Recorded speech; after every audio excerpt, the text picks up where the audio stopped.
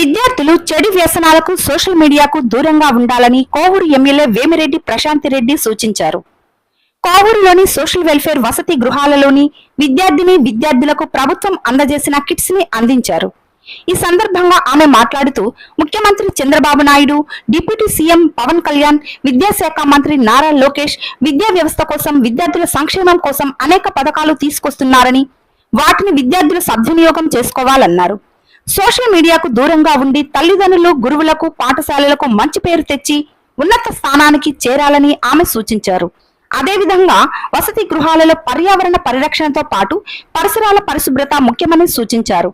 విద్యా వ్యవస్థలో నూతన మార్పులు చేస్తూ ఒక క్లాస్ కి ఒక టీచర్, మధ్యాహ్నం సన్న బియ్యంతో నాణ్యమైన భోజనం వంటి మౌలిక వసతులు కల్పిస్తున్నారని, వీటిని సద్వినియోగం చేసుకుని ప్రతి ఒక్కరూ చదువుకోవాలని సూచించారు.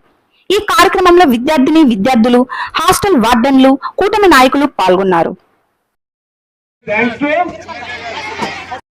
విచ్చేసిన సోషల్ వెల్ఫేర్ అధికారులకి, అలాగే కూటమి నేతలకి అందరికీ కూడా ధన్యవాదాలు తెలుపుకుంటున్నాను. అలాగే ఇక్కడున్న చిన్నారులకు అందరికీ నా శుభ ఆశీస్సులు.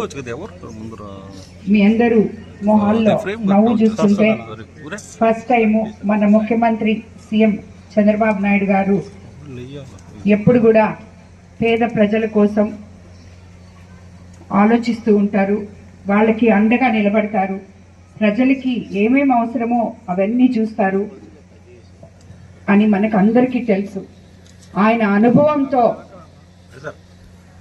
మీరు సోషల్ వెల్ఫేర్ హాస్టల్స్ లో చిన్నారులు ఏవైతే అవసరమో, ఏముంటే వాళ్ళు కంఫర్టబుల్ గా కార్పొరేట్ స్కూల్లో లేదు తల్లిదండ్రుల దగ్గర ఇంట్లో ఉండి చదువుకుంటారో ఆ కంఫర్ట్స్ అన్ని ఇస్తే ఈ విద్యార్థులందరూ బాగా చదువుకొని వాళ్ళ కళ్ళలకి బాటలు వేసుకుంటూ, తల్లిదండ్రుల కళ్ళలకి బాటలు వేసుకుంటూ బంగారు భవిష్యత్తులోకి అడుగు పెడతారు అనే ఒకే ఒక కోరికతో ముఖ్యమంత్రి చంద్రబాబు నాయుడు గారు మన రాష్ట్రం ఆర్థిక పరిస్థితి అస్తవ్యస్తంగా ఉన్నప్పటికీ కూడా థర్డ్ క్లాస్ నుంచి పీజీ వరకు ఉన్న హాస్టల్లో ఎవరైతే వెల్ఫేర్ హాస్టల్స్ లో ఉన్నారో వాళ్ళకందరికీ కూడా ఒక బ్లాంకెట్, 2 నైట్ డ్రెస్లు, అలాగే భోజనం చేయడానికి ప్లేటు, గ్లాస్, ఒక స్వెటర్, దాని తర్వాత షూస్, అలాగే ఒక టర్కీ టవల్, దాని తర్వాత ట్రంక్ పెట్టే, ఇవన్నీ మీకు అందిస్తున్నారు. ఇవన్నీ ప్రభుత్వం మీకోసం, మీ బాగోగుల కోసం, మీ భవిష్యత్తు కోసం అండగా మీకు నిలుస్తున్నప్పుడు మీరందరూ దాన్ని జ్ఞాపకం పెట్టుకొని మీ భవిష్యత్తు వైపు ఆనందంగా అడుగులేస్తూ ఒక గోల్ ని నిర్మించుకొని అదే గోల్లో మీరు సక్సెస్ అయి మీరు రేపు ఏ ఐఏఎస్ లో, ఐపీఎస్ లో, డాక్టర్స్, ఇంజనీర్స్ అయ్యి మధ్యలో ఎటువంటి డీవియేషన్స్ లేకుండా, సోషల్ మీడియా జోలికి పోకుండా, మారల్ వాల్యూస్ తో చదువుకుంటూ మీ తల్లిదండ్రులు కన్న కలల్ని ప్రతి నిమిషం వాళ్ళని ఎప్పుడూ మర్చిపోకుండా డిసిప్లిన్ గా హాస్టల్లో కానీ, స్కూల్లో కానీ, ఎక్కడైనా కూడా మీరందరూ ఉండి ఈ దేశానికి, భవిష్యత్ తరాల వాళ్ళకి ఎంతో అపురూపంగా ఉన్నత స్థానాల్లోకి వెళ్ళాలని కోరుకుంటున్నాను నేను. అదేవిధంగా మీరందరూ కూడా ఇప్పుడు గవర్నమెంట్ మీకు ఇవన్నీ, మన ముఖ్యమంత్రి చంద్రబాబు నాయుడు గారు ఇవన్నీ ఇస్తున్నారు.